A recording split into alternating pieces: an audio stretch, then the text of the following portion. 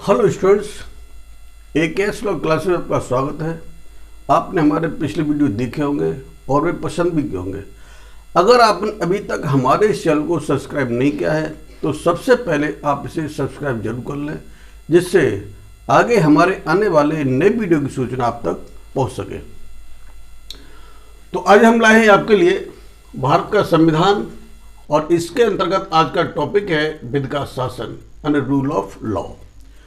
तो विधि शासन पद का अर्थ है कि सरकार मनुष्यों के सिद्धांतों पर नहीं बल्कि विधि के सिद्धांतों पर आधारित है। दूसरे शब्दों में विधि शासन का अर्थ है कि कोई भी व्यक्ति विधि के ऊपर नहीं है। प्रत्येक व्यक्ति, चाहे उसकी अवस्था या पद जो कुछ भी हो, देश की सामान्य विधियों के अधीन और साधारण न्यायालयों की अधिकारिता के भीतर है। राष्ट्रपति से लेकर देश का निर्धन से निर्धन व्यक्ति समान विधि के अधीन है और बिना औचित्य के किसी कृत्य के लिए समान रूप से उत्तरदायी है। इस संबंध में सरकारी अधिकारियों और साधारण नागरिकों में विभेद नहीं किया गया है। विधि शासन का सिद्धांत बहुत पुराना है।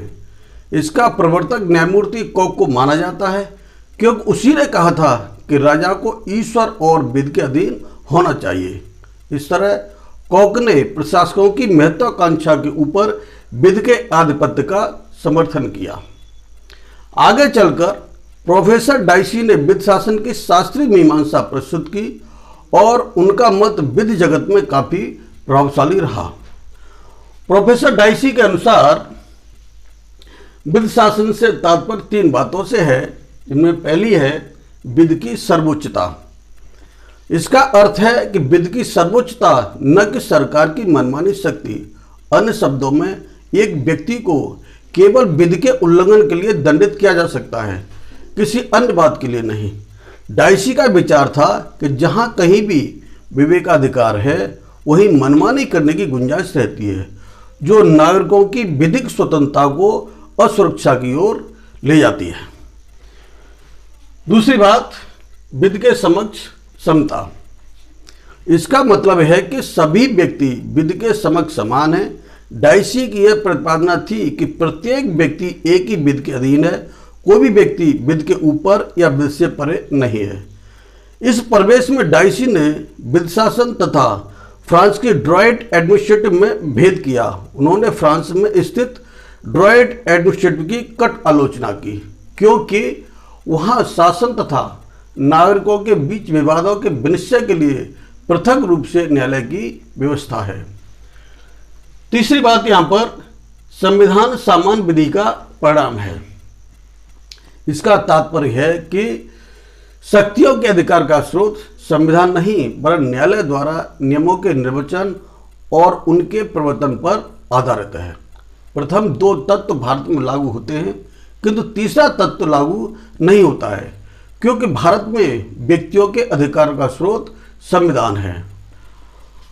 अनुच्छेद 14 यह बंद करता है कि भारत राज्य क्षेत्र में किसी व्यक्ति को विधि के समक्ष समता अथवा विधि के समान संरक्षण से राज्य द्वारा वंचित नहीं किया जाएगा। इस अनुच्छेद में विधि के समक्ष समता और विधि के समान संरक्षण दोनों वाक्यांशों का प्रयोग किया गया है। विधि के समक्ष समता ब्रिटिश संविधान से लिया गया है, जबकि विधि के समान संरक्षण वाक्यांश अमेरिका के संविधान से लिया गया है।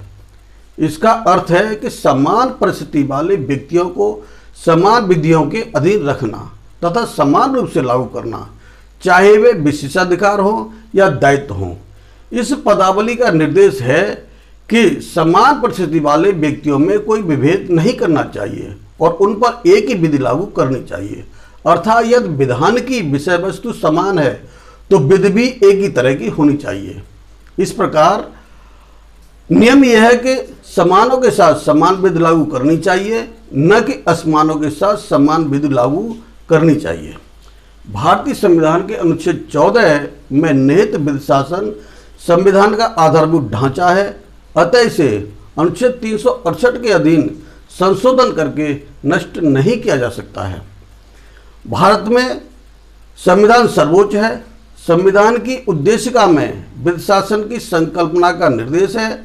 उद्देशिका से स्पष्ट है कि देश के शासन का संचालन विधि शासन के अधीन किया जाना है। ठीक है, तो टॉपिक पूरा हुआ। आप हमारे चैनल को लाइक करें, शेयर करें, सब्सक्राइब करें। धन्यवाद।